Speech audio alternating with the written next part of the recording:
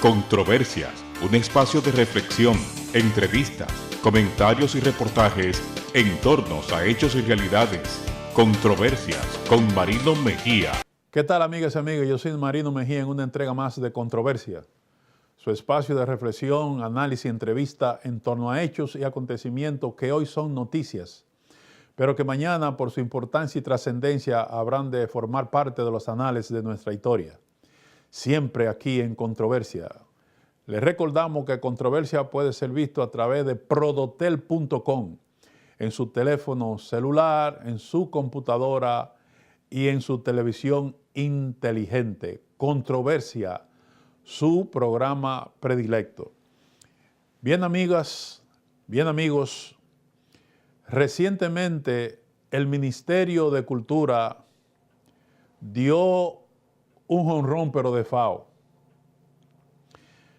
Con ello me quiero referir a la supresión que de manera sorpresiva, inconsulta y poco considerada de los premios nacionales de historia. El señor Pedro Vergés, ministro de Cultura, quien a través de sus acciones como funcionario en el ámbito de la diplomacia, ha dejado una impronta con un fuerte aroma a aristócrata, a sangre azul.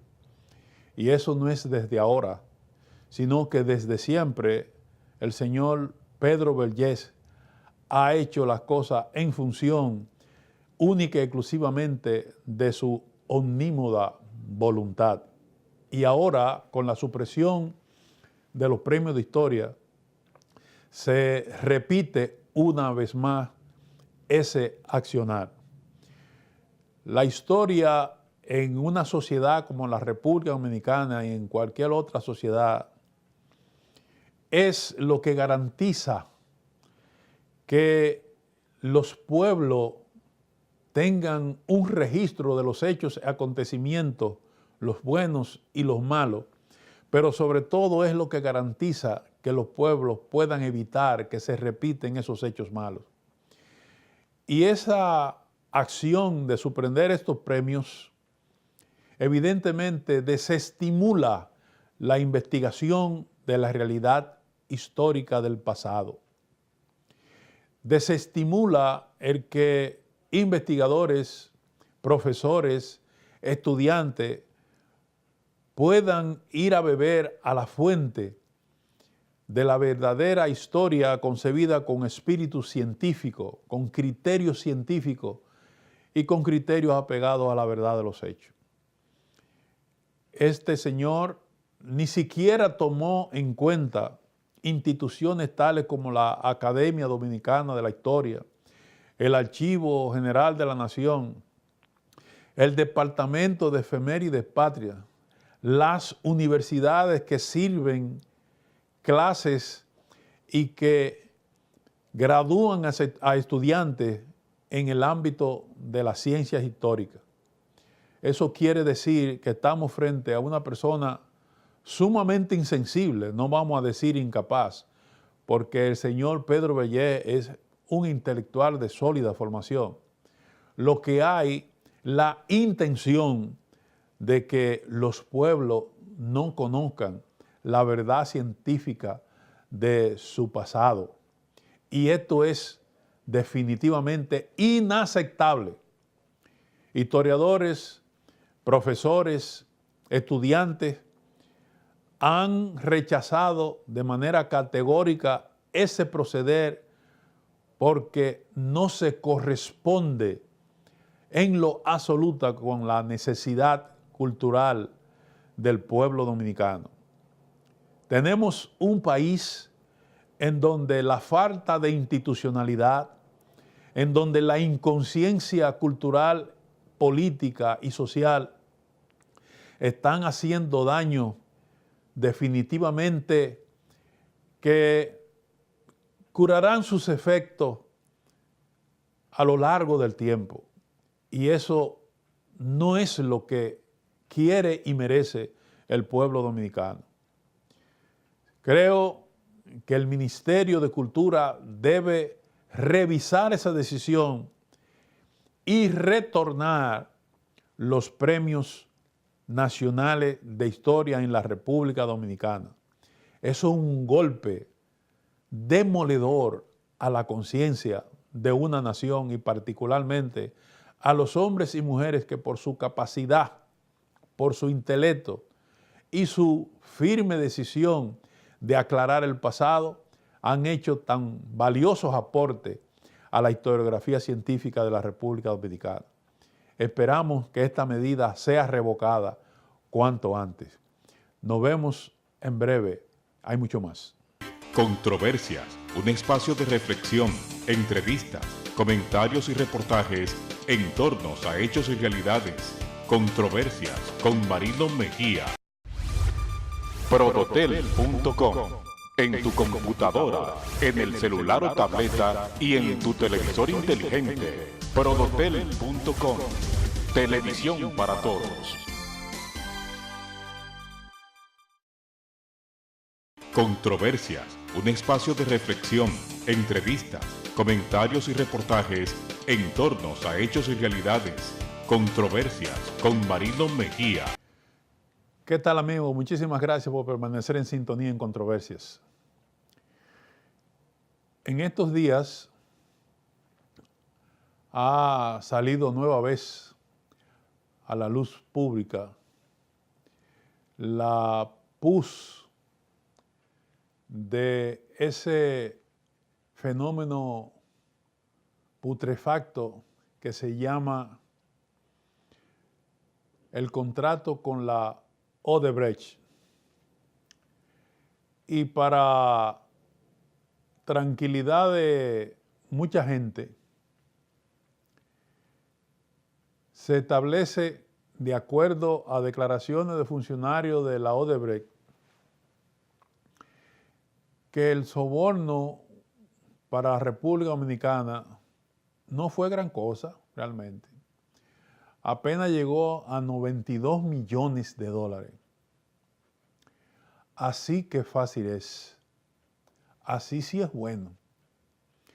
Y estos 92 millones distribuidos entre funcionarios, sobre todo los más altos funcionarios, en donde no se puede ser excepción de las más altas figuras del país. Lo estamos diciendo con toda la responsabilidad del mundo. Y los procuradores generales que se ha dado el país en estos 16 años de mal gobierno del Partido de la Putrefacción Dominicana, estos señores se han caracterizado por ser cómplices de toda esa gama extensísima de corrupción. Este último procurador general, con cara y actitudes propias de cretinos, se atreve a decir sin apretársele el pecho que a él no le ha llegado nada de manera oficial. Como si toda la población que lo escucha estaríamos afectados de su misma cretinez. Llamémoslo así, de su misma cretinez. Porque él sabe más que mucha gente que la Constitución y las leyes le dan poder y mandato para actuar por simple rumor. Pero el caso de Odebrecht y el contrato de las plantas a carbón de Punta Catalina es un asunto que despide un olor putrefacto que llegan a los 4 puntos cardinales de la República Dominicana. Y no tienen que llegar a la Procuraduría, ni tienen que llegar a la presidencia.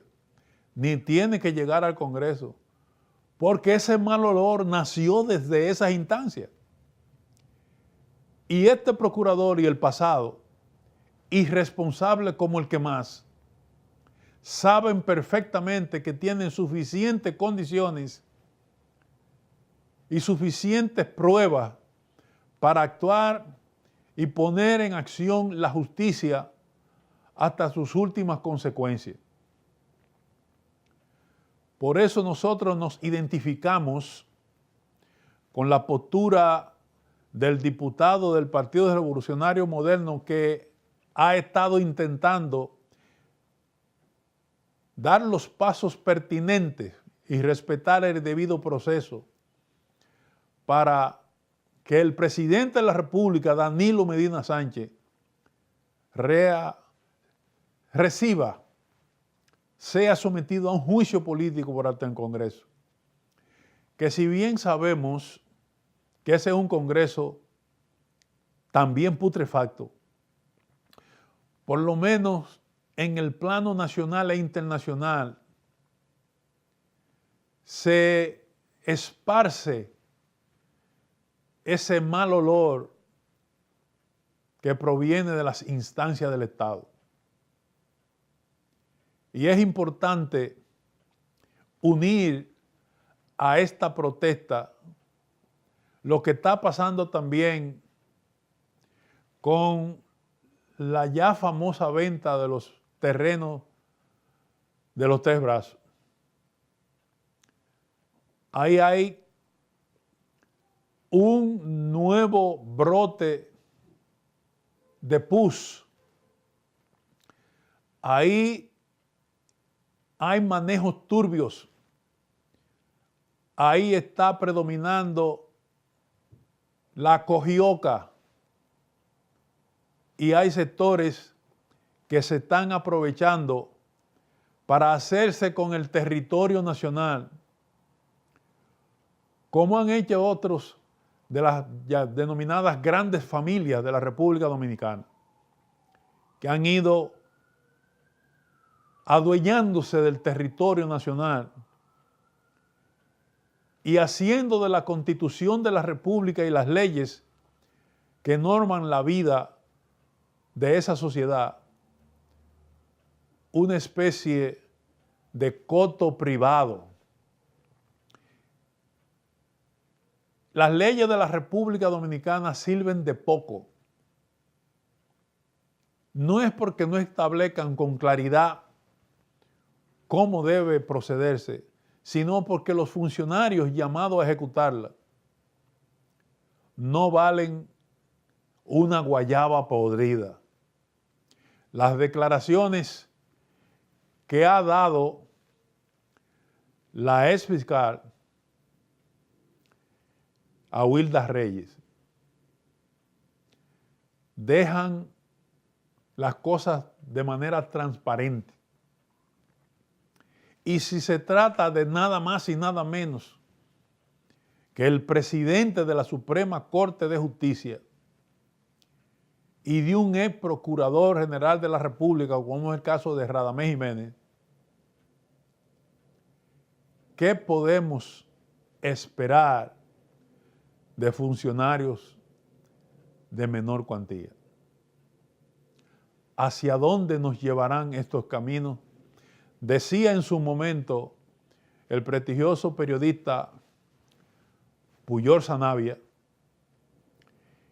a lo que hay que responder, a pesar de la distancia y el tiempo, esto solamente nos lleva a un camino, y es que la gente, como se está mirando en muchas ocasiones, tome la justicia en su mano y se le sigue sumando presión a la caldera. ¿Cuándo habrá de explotar?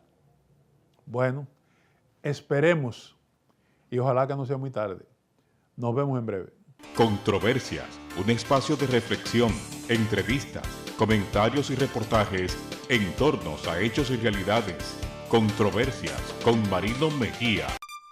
Usted está viendo ProDoter. Televisión para Todos. Vea este y todos los domingos a partir de las 8 de la noche, Controversias, un espacio de reflexión, entrevistas, comentarios y reportajes en torno a hechos y realidades. Controversias con Marino Mejía, domingo a las 8 de la noche en prodotel.com. Televisión para Todos. Suelo preguntarme cómo se pueden poner los medios de comunicación al servicio de una cultura del encuentro. Necesitamos información que conduzca al compromiso por el bien del género humano y el planeta. Súmate conmigo en esta petición, para que los periodistas en el ejercicio de su profesión estén siempre motivados por el respeto a la verdad y un fuerte sentido ético.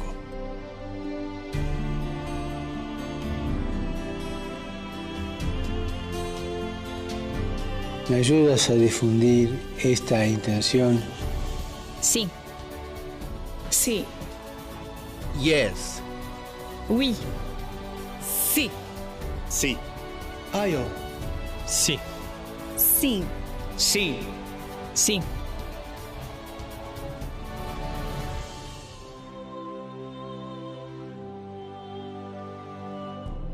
Controversias, un espacio de reflexión, entrevistas, comentarios y reportajes en torno a hechos y realidades.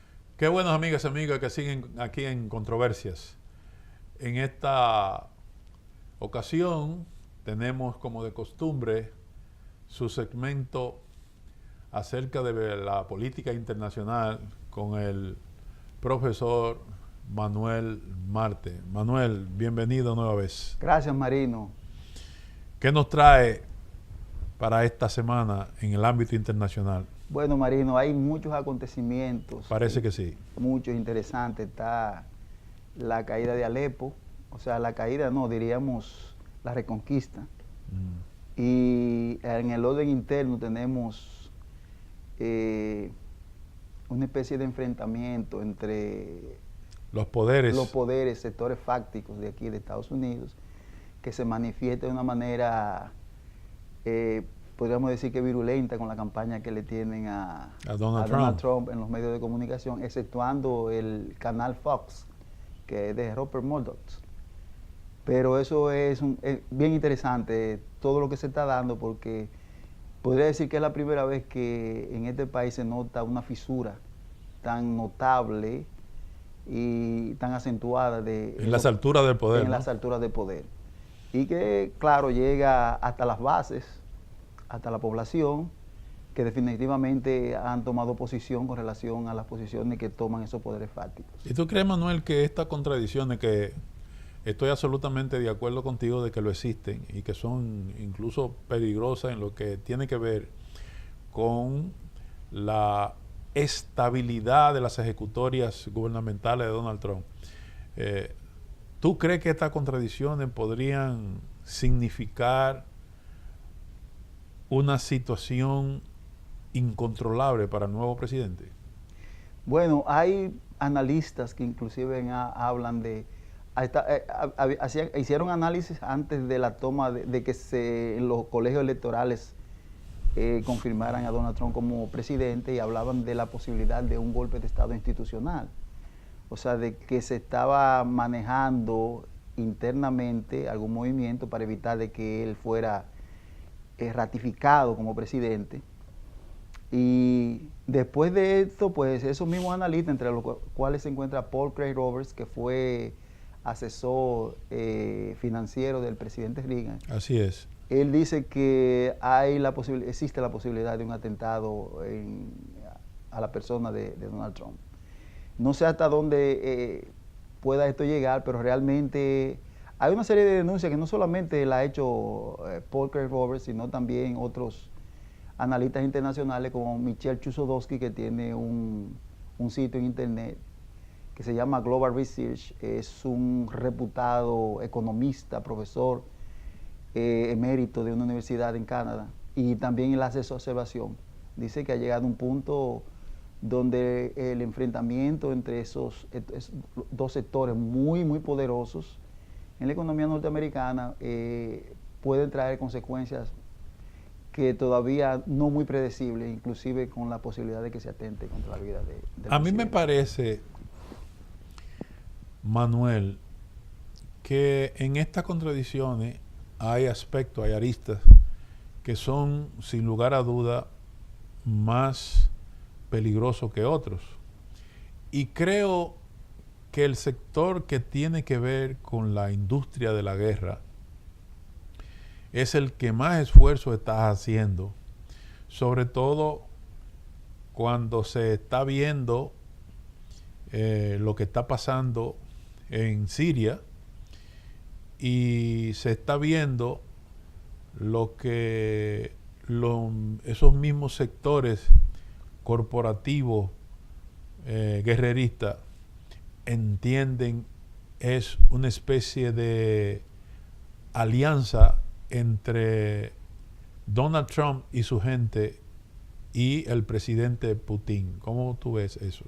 Realmente eso fue parte de la campaña que se llevó a los medios para de alguna manera desacreditar la victoria de Donald Trump. En realidad el pueblo norteamericano, un sector del pueblo norteamericano habló en las urnas y decidió votar por él.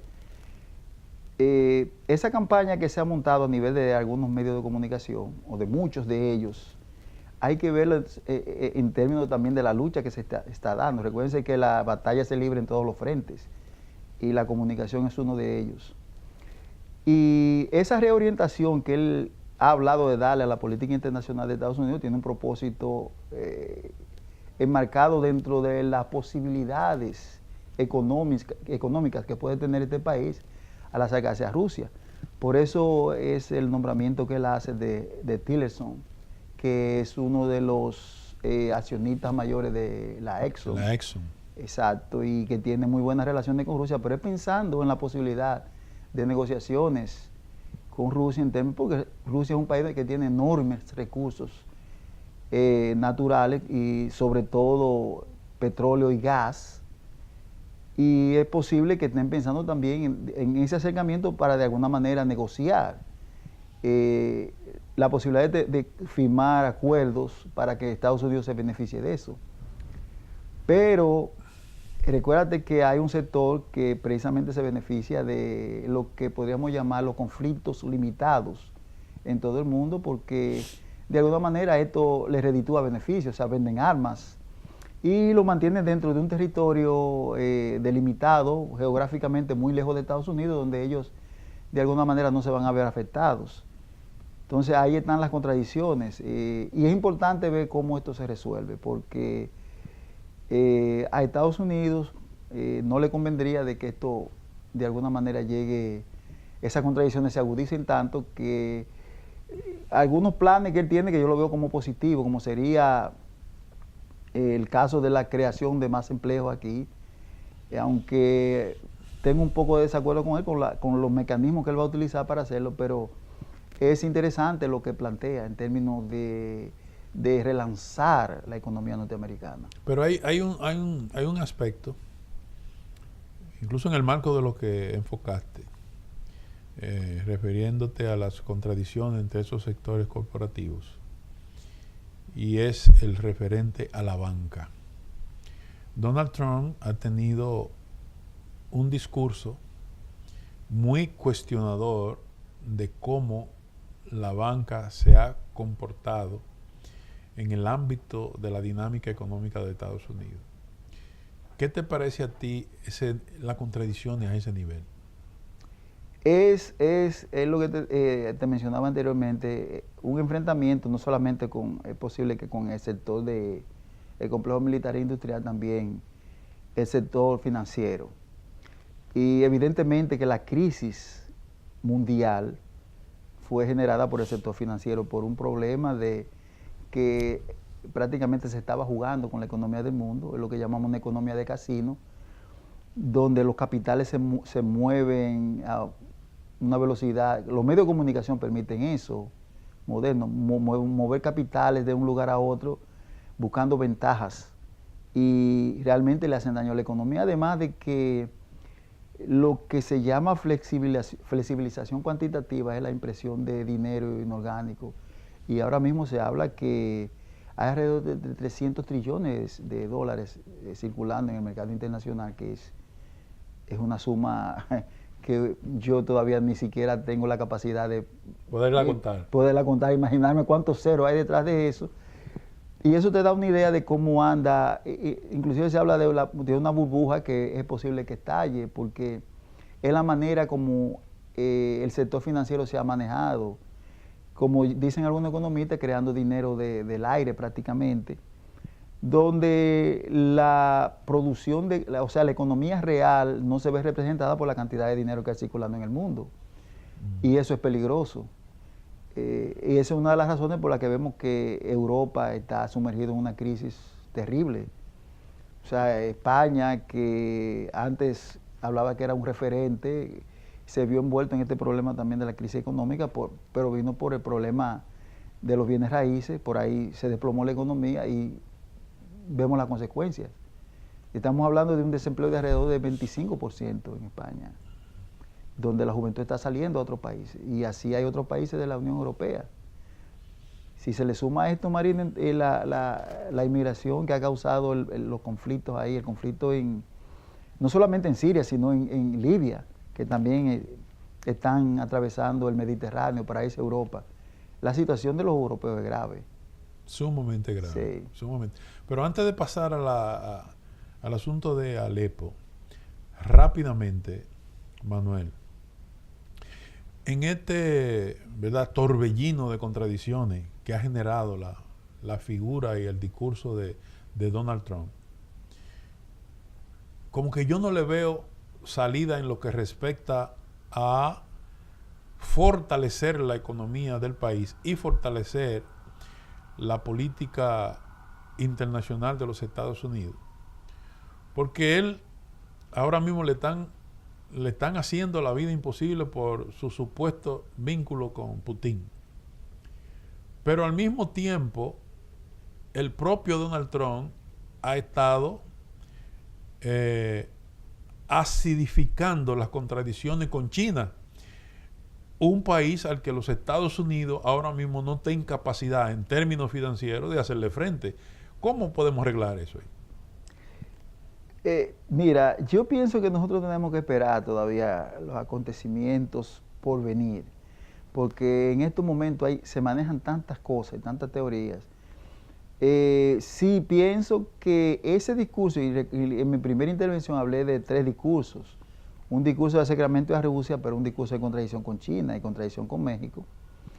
Ese discurso de acercamiento a Rusia, podríamos analizarlo desde distintas perspectivas, pero una de ellas es, por ejemplo, el financiamiento que Estados Unidos da a la OTAN. Estados Unidos pone, el presupuesto de la OTAN prácticamente está subvencionado por Estados Unidos, el 72%. Claro, sí. O sea, estamos hablando de mucho dinero, que él piensa que podría destinarse a otra cosa. Por eso le dice a los países europeos, ustedes tienen que defenderse, ustedes tienen que crear su estructura de defensa. Y también podría yo verse ese acercamiento a Rusia por los consejos que podría darle Tillerson, que es una de las personas que él ha propuesto para un cargo en su gabinete, donde le plantea las ventajas que tendría un acercamiento con Rusia y ese intercambio comercial que podría hacer, por ejemplo, sobre todo en el sector energético, donde recuerda que Tillerson es empresario relacionado a las empresas de energía como la Exxon. Entonces las contradicciones con China, que tú señalas muy bien, ese discurso que ha venido enarbolando, inclusive llamó a la presidenta de Taiwán, que es una provocación, porque China de hace tiempo dice que sí, es una provocación. Habría que esperar un poco, porque como yo dije en mi intervención anterior, a Estados Unidos no le conviene tampoco un enfrentamiento directo con China. Claro que o sea, una guerra comercial. Porque recuérdate que uno de los mayores deudores de este país es China, y muchísimos bonos del Tesoro, aparte de lo que lo liga a ellos comercialmente, es un comercio muy fuerte, es uno de los principales socios comerciales de Estados Unidos. Y comenzar una guerra así, yo creo que debilita más a Estados Unidos que a China, por razones obvias de la dinámica ya del mercado internacional. Recuerda que China firmó un acuerdo económico con Rusia que va a entrar en vigencia en el 2018. Está invirtiendo en lo que ellos llaman la nueva ruta de la seda, que es una inversión enorme ahí en Asia. O sea, gigantesca. Gigantesca. O sea que ellos están redireccionando su inversión a otros mercados que están en crecimiento. Entonces yo pienso que hay que esperar a ver si porque recuerda, en esta campaña se han dicho tantas cosas y se han expresado tantas cosas que eso es lo que ha hecho que muchas personas sientan temor y... Sí, hay muchas expectativas en diferentes direcciones. Sí. Bueno, pero pasando a otro escenario que tú señalaste introductoriamente, vemos que en Siria y concretamente en la ciudad de Alepo, prácticamente el ISIS, ¿verdad?, el Estado Islámico y esos grupos terroristas prácticamente están al borde de tirar la toalla. Creo que últimamente han estado haciendo algún tipo de esfuerzo y una serie de movimientos para dar la sensación de que todavía están ahí, pero a juzgar por lo que informa la prensa internacional, los terroristas salieron perdiendo en Alepo, y como la responsabilidad de haber sacado a los terroristas de Alepo se le carga fundamentalmente a Rusia, es probable que esto pueda generar unas contradicciones aún más ácidas entre los sectores militaristas en los Estados Unidos y la propia Rusia. Mira, Marino, ahí en Siria estaba enfrentándose precisamente, el escenario era un enfrentamiento, no diríamos que directo, pero cuasi directo de Estados Unidos, de los países occidentales y Rusia, y en cierta medida China, donde también estaba involucrado Irán. Irán. Y evidentemente que Rusia jugó sus piezas de una manera magistral. Y digo esto porque todo el conflicto de China se deriva de un asunto fundamental, la posición estratégica que tiene Siria, es lo primero. Y otra cosa, había un proyecto importantísimo de pasar un oleoducto desde Qatar hacia Europa con el propósito de los europeos de alguna manera irse liberando de la dependencia del gas Rusia y el petróleo ruso.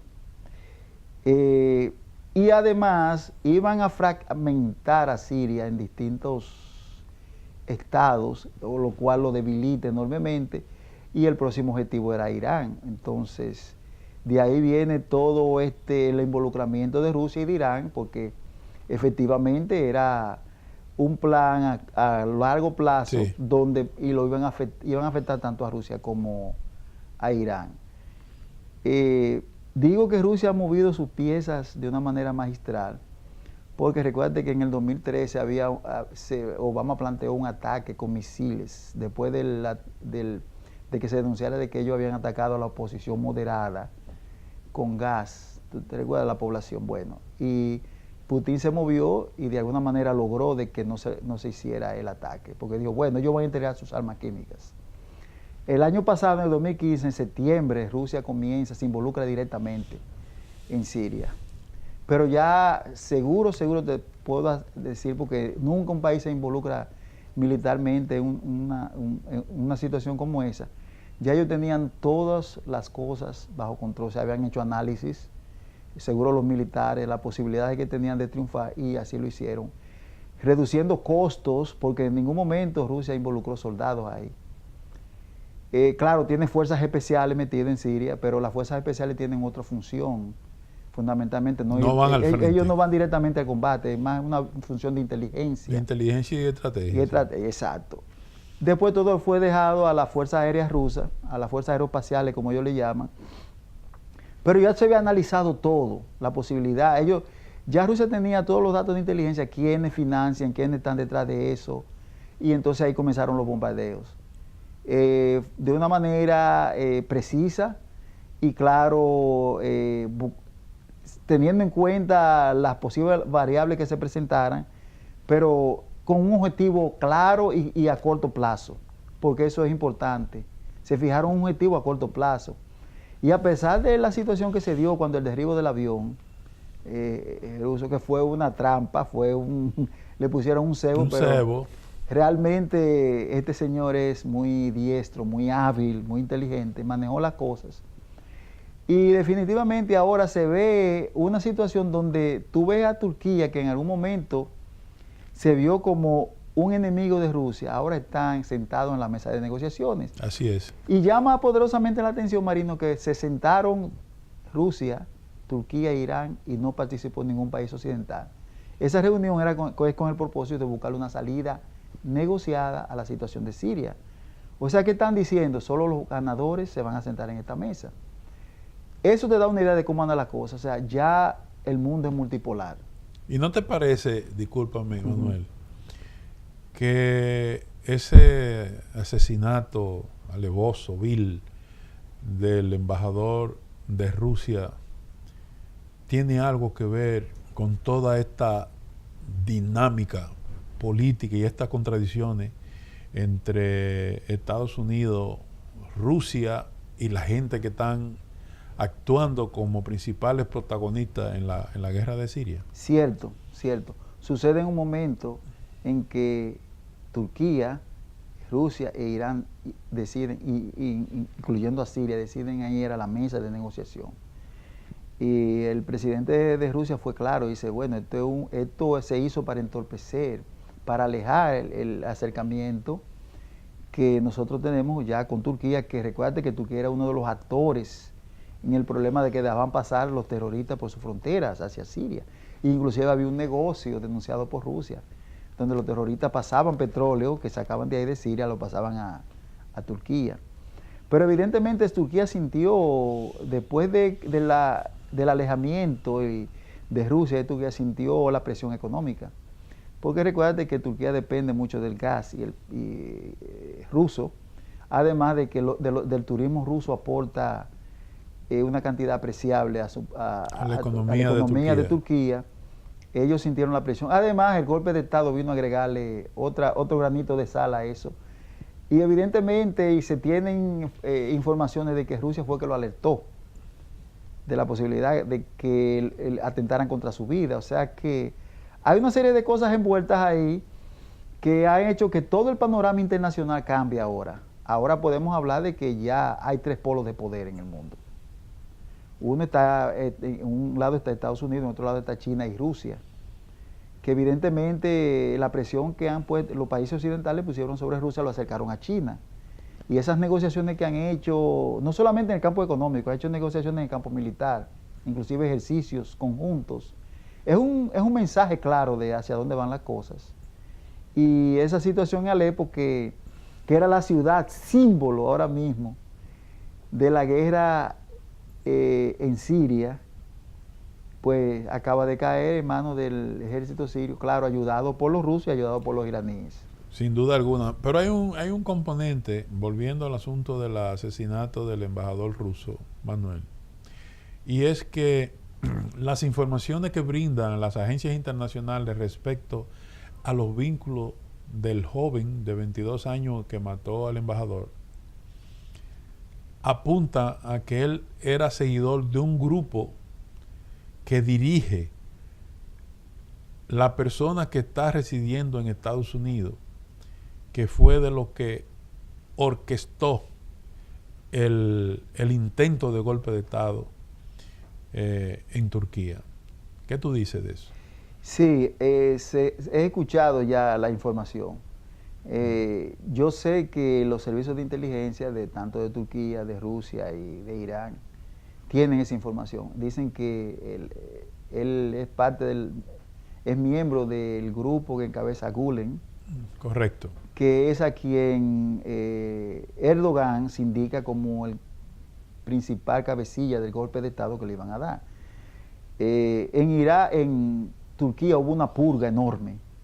¿Usted recuerda después del golpe de Estado? Había una purga enorme donde han sido, todos los sectores prácticamente lo ha tocado, donde hay maestros, militares, jueces, han sido purgados, prácticamente fueron separados. Y yo pienso que este policía, que había sido separado, él no era policía ya, él había sido separado de las filas policiales.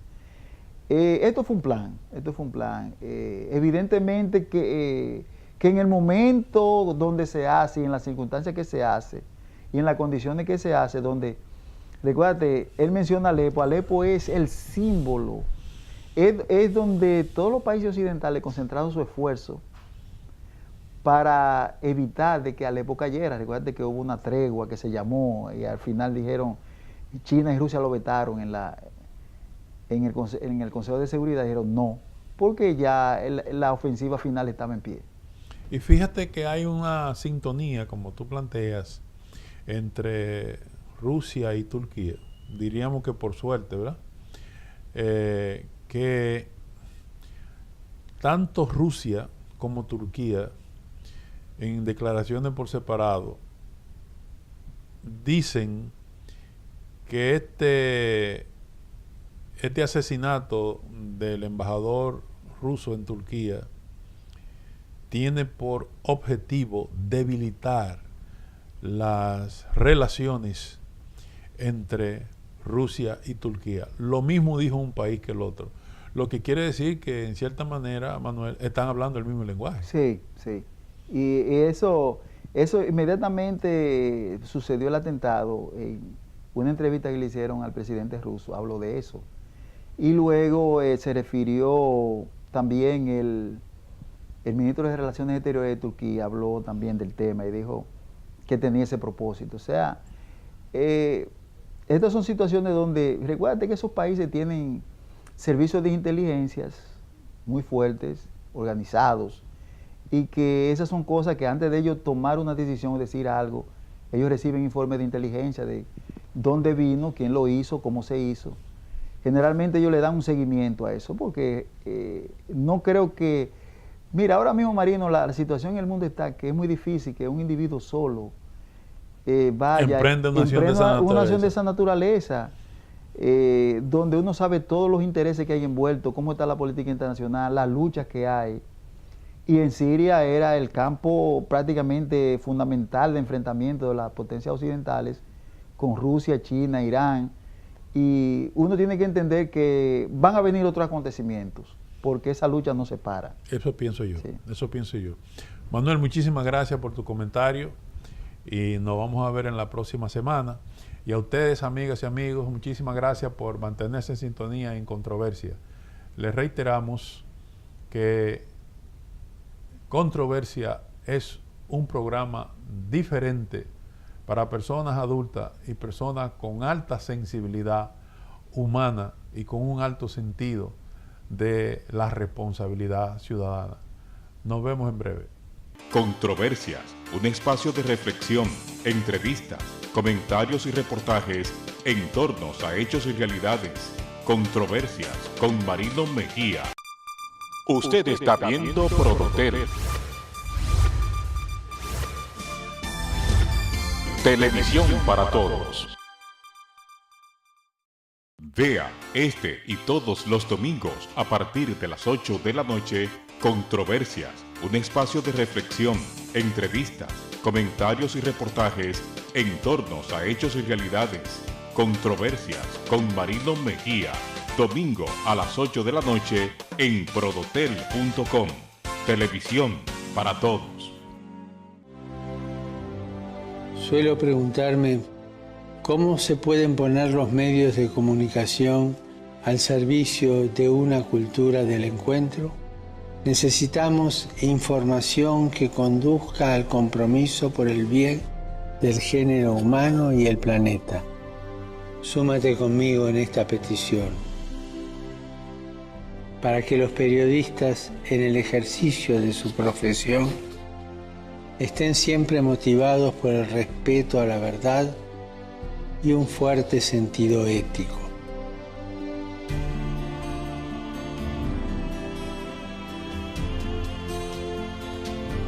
¿Me ayudas a difundir esta intención? Sí. Sí. Yes. Oui. Sí. Sí. Ayo. Sí. Sí. Sí. Sí.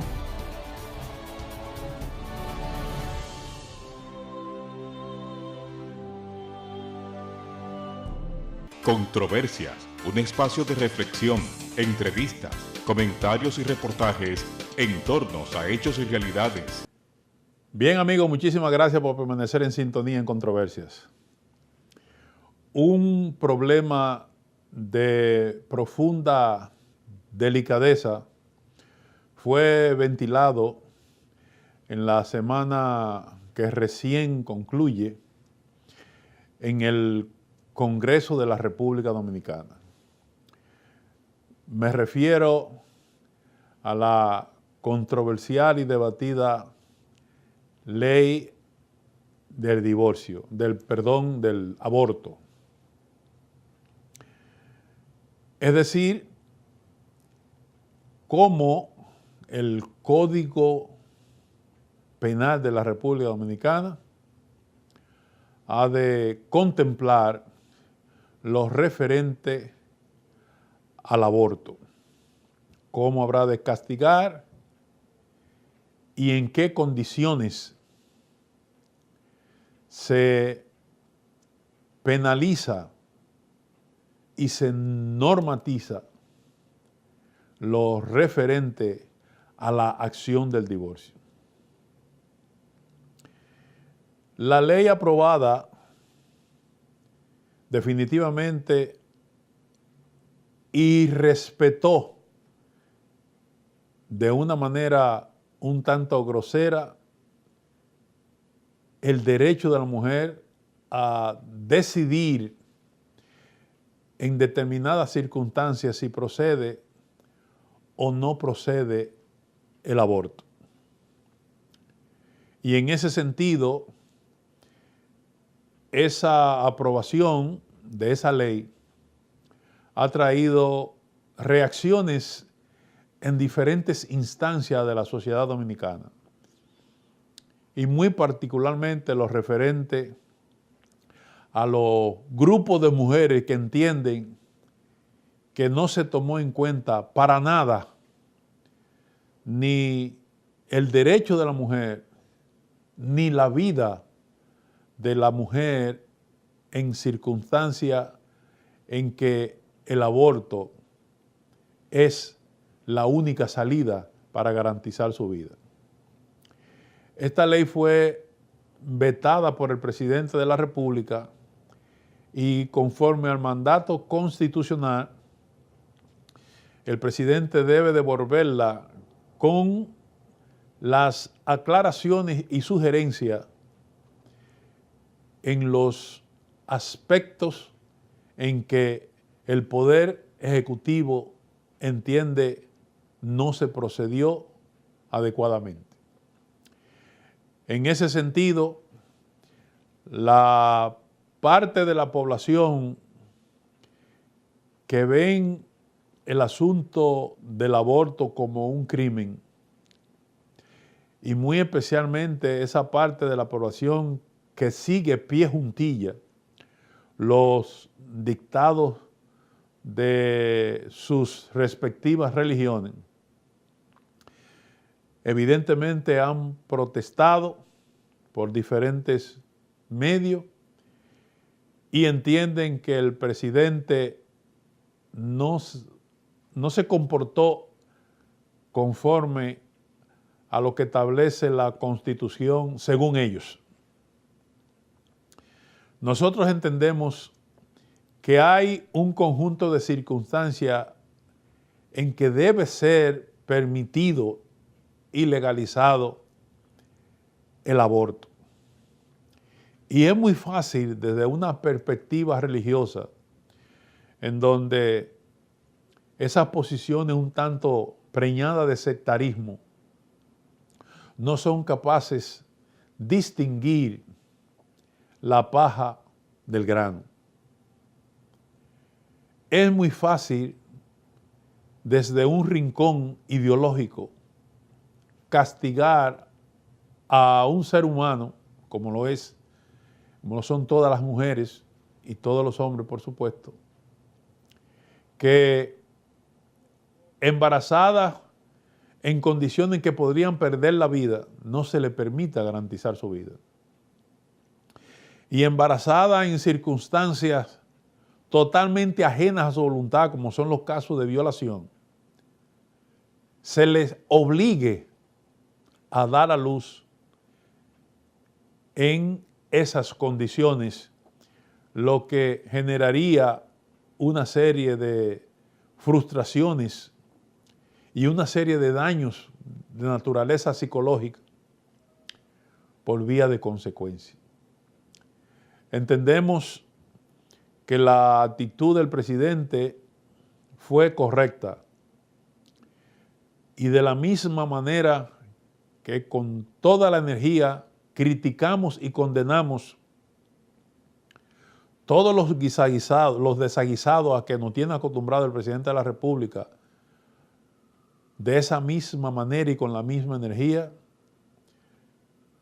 le felicitamos en aquellos pasos que entendemos se hacen con justicia y apegado al respeto a los derechos de la mujer y los derechos a la vida. Es por esa razón que nosotros entendemos que el Estado, al igual como sucede aquí en los Estados Unidos, debe estar desvinculado de todo predicamento religioso. Los religiosos a sus iglesias, el Estado a sus ejecutorias, conforme lo establece la Constitución y conforme lo establece la voluntad del pueblo expresada a través de elecciones libérrimas, que no necesariamente me estoy refiriendo al caso de la República Dominicana en términos de las elecciones. Un Estado guiado por fanatismo religioso genera lo que vemos en diversas latitudes de países asiáticos, en donde las maneras díscolas como se interpretan los textos religiosos, de esa misma manera se conduce el Estado en esos países. Evidentemente no en todo, pero sí en una buena parte de ellos. Creemos que como son tantas y tan diversas interpretaciones que tienen los religiosos de los textos bíblicos, el Estado no puede por esa misma razón ceñirse a ninguna de ellas porque se parcializaría en sus ejecutorias, como se ha visto en la misma República Dominicana, como se ha visto en otras latitudes.